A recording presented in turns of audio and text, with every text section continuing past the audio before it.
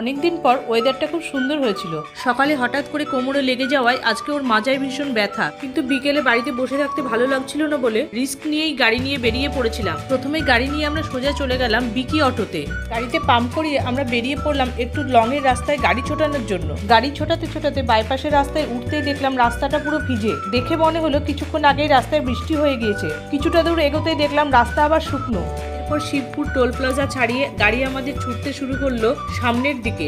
সুন্দর রাস্তা আর প্রকৃতির মোহময় রূপ দেখতে দেখতে গাড়ি ছোটাতে বেশ ভালোই লাগছিল। প্রকৃতির রূপ দেখে মনে হচ্ছিল ক্যানভাসে আঁকা বড় একটা ছবি।